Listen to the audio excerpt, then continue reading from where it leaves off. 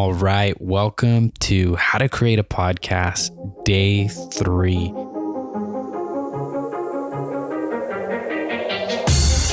Welcome to Thriving Launch with Louise Congdon and Kamala Chambers, the show for heart-centered entrepreneurs who want it all. 5 days a week, we bring you different segments to inspire you to live a life of freedom.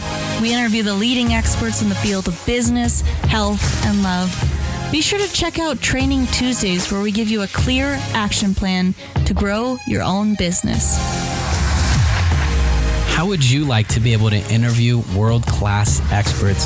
Sit down and have chats with people like Jack Canfield, Marianne Williamson, Robert Kiyosaki, Tim Ferriss, you name it. Would you love to interview other people that you really admire and consider to be your heroes? Well, we've created a course for you that teaches you how to podcast, how to set it all up, and how to get going so that you can really have a successful show and you can do it properly. Over at thrivinglaunch.com, we have a podcasting course, and it's there for you, waiting for you to snatch it up. So head on over to thrivinglaunch.com and let me teach you how to podcast the right way.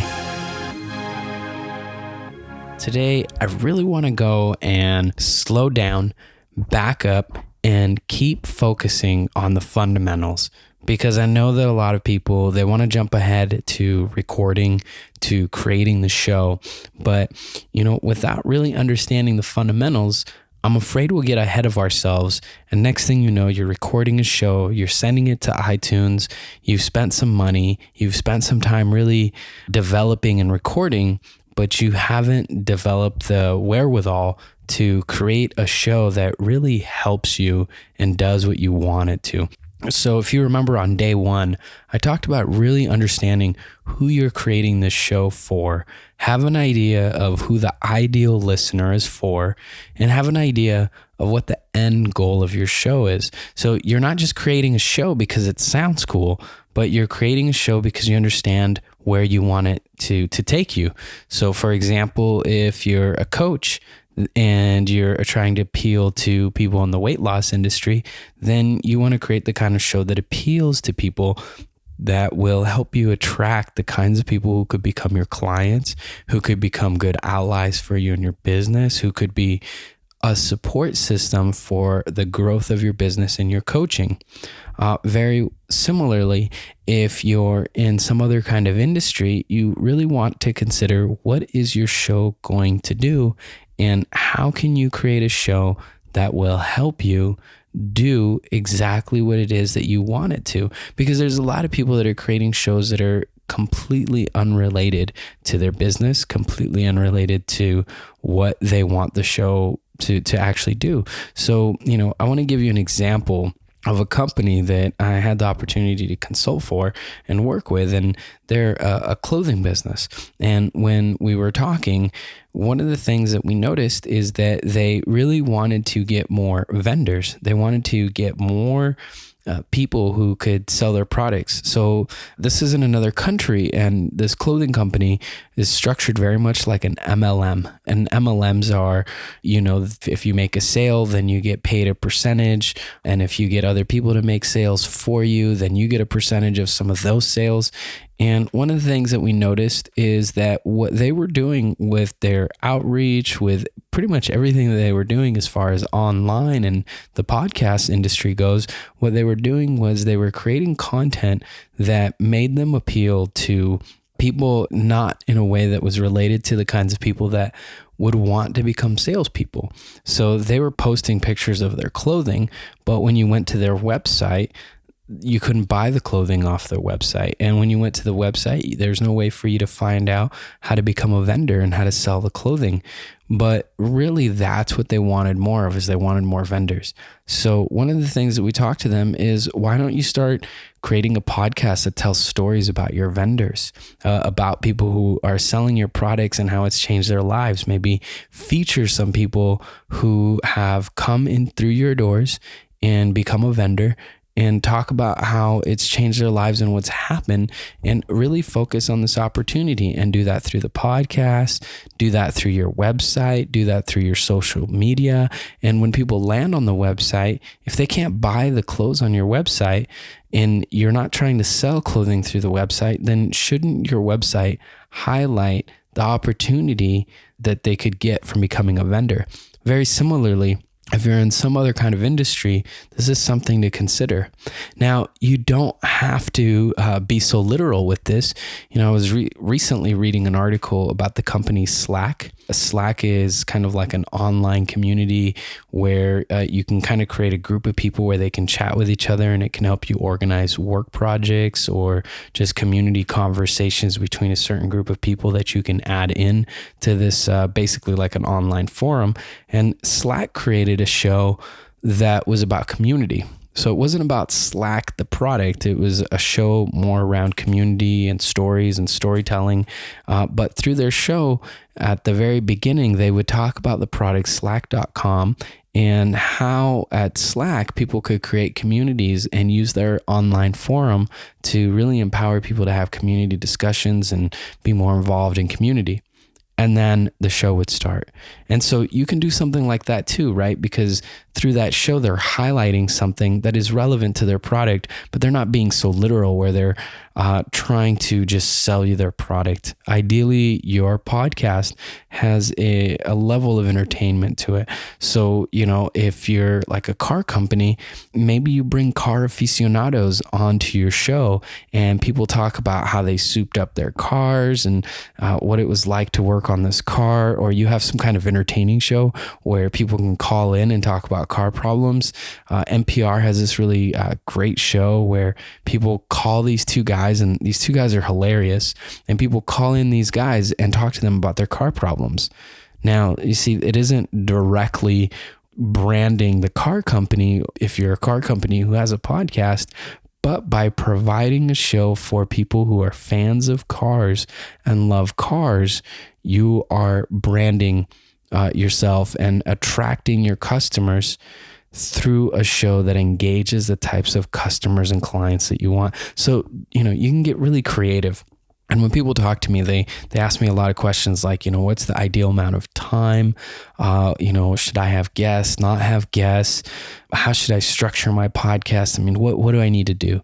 And one of the things I tell people is that unlike going to a traditional, like television show or radio show or magazine where they have, publication dates and they fit you in with slots, this is your show. So you can get really creative.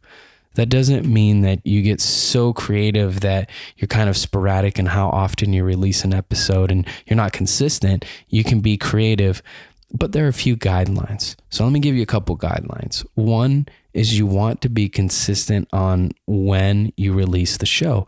So if you decide you're releasing an episode every Monday at 7 a.m., then make sure you release an episode every Monday at 7 a.m.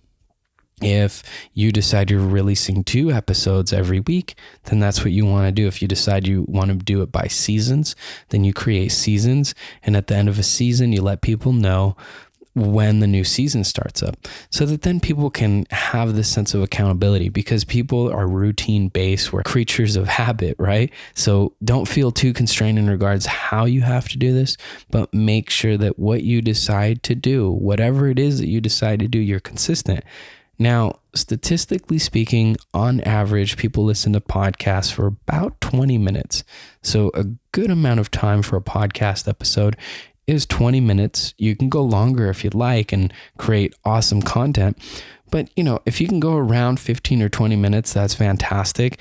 If you're somebody who's hosting the show by yourself and you're doing kind of like I am right now, where you're teaching a lot and it's just you talking, you might decide that you do 5-7 minute episodes once a week, or 5-7 minute episodes twice a week. But whatever it is that you decide to do, choose to be consistent. Be consistent with that. Now, if you decide that you're going to be doing 20-minute episodes, but one week you do a 12-minute episode, don't worry about that, right? People aren't going to get too upset about that. But people will get confused if the episodes are supposed to come out every Monday, and then all of a sudden you drop off for 2 or 3 months. Your listeners will disappear, and there's a high likelihood not many of them will return, because they're going to go find another show. So make sure that you stay consistent. And if for some reason you're not going to be consistent with something, or the show's going to drop off for a while, let your audience know. Now, here's another tip for you. And we're going to talk about the recording, but right now, we're going to get into how to record and all that other complex stuff that is fairly simple, but it sounds complex, excuse me. But the point here is when we get into the how-tos and the nitty-gritty of podcasting, when we get to that, because you've listened to these episodes on the fundamentals, then you'll be far ahead of the game and you won't make some of the mistakes that I've made. So one of the things that I want you to do is when we get into the recording piece, I want you to consider and realize that I'm going to want you to record 5, 10, 15 episodes in advance before you ever release your show to the public. By having a lot of shows in the bucket, ready to go, already done and ready for release. Now, if you decide you're going to do a show every Monday, for example, and you've already done 15 episodes, that's 15 weeks. So if you want to take a vacation with the kids, or you want to take a vacation with friends, or you've got work, so you want to put the show off for a little bit, you've bought yourself some time, and then you can schedule and automate all the episodes to go out so you can do other things, but the show's still going out and your audience is still being engaged and they're having content to engage you with. And I'll teach you more about that. But right now, I just wanted to open up your mind to the possibility that this show is your show and you can do it how you like to. Now, one suggestion I have is if you want to position yourself as like an expert because you're a coach or a therapist or somebody who helps other people accomplish something, my suggestion is if you decide to do an interview-based show where you interview other people, you bring on a guest, you interview them, but you also maybe do one episode once a week along with your interview. Once a week, you do an episode that is very short. It can be really short, where it's just you talking about some concept so that you can demonstrate your expertise. Or if you don't want to do that, when you talk to your guest, talk to them as if you're also an expert. So if your guest tells you some really valuable advice or information, tell them, that's fantastic information. And that's very similar to what I teach my clients. Or, when I heard you say that, it made me think about some of the things that I've taught my clients and the results they've gotten. And one of the things that we teach them is X, Y, and Z. And it really resonated with me when I heard that. And now I'd like to ask you a follow-up question, but demonstrate your value. Just know that your show is your show and you are the expert and you are the creative genius behind it. This is one of the key fundamental pieces that a lot of my coaching clients forget about, is that this is their show and they can create it how they want. And that also by hosting a show, you can also demonstrate how you're an expert or somebody who's gotten results for other people. And even when you're interviewing other people and other experts, you are also an expert with that person. You are also someone who has value to add to the audience, and feel free to add that value. You can do it through your questions, but you can also do it by bringing up things that you know and engaging your guest by sharing some information that you know as well. So this piece that we've talked about today is really important for me about, one, being really creative, that you are the creative author of your show, that you can demonstrate value, and that you can decide a release schedule for your show that really suits you, right? You're not beholden to some sort of, we do 5 days a week on our podcast, but you don't have to do that. You could do 5 days a week. You could do 7 days a week. You can do 1 day a week. You could do every other week. You could do a couple episodes every quarter. It's really up to you. But one of the rules of thumb, just so that you have this in your head, is that most of the time, generally speaking, more content equals more fandom. So we do 5 days a week. One reason is because we want to give people from Monday through Friday content so that as they're driving to work, they can listen to something, they can be engaged during the work week. And then Saturday and Sunday, we don't release any episodes. But some other shows are 7 days a week. But one of the things that I wanted to say here is that you don't have to do that. We do that because we want to provide content for people 5 days a week during the work week. We do it also because we know that the more content that you're sharing with the world, the more people you're attracting to you. It's a general rule of thumb. But if you already have a big audience or you already have a list, maybe you don't have to release content and information as often, right? But it's really up to you what feels good, and I advise you to test it out. There are shows that are only released like once a month that do fantastic. Generally, those are shows with a lot of production value and a lot goes into it. There are shows that are released once a week that have incredible value. There are ones that are twice a week, 3 times a week, 5 times a week, 7 days a week. So it's up to you what you want to do, and I want you to know that it's really up to you. But what I have found is that whatever you decide to do, be consistent with that. So with that being said, I want you to spend some time and consider what are some of the ways that I can create a show that would really engage my ideal clients, my ideal audience. What's the kind of show that I want to commit to? And then check in next week where we're going to talk about some more of the fundamentals to get you started so that you can start recording your episodes and start really getting going on this thing. You've been listening to the Thriving Launch podcast. For books and resources related to today's episode, make sure to head over to thrivinglaunch.com. We'll see you there.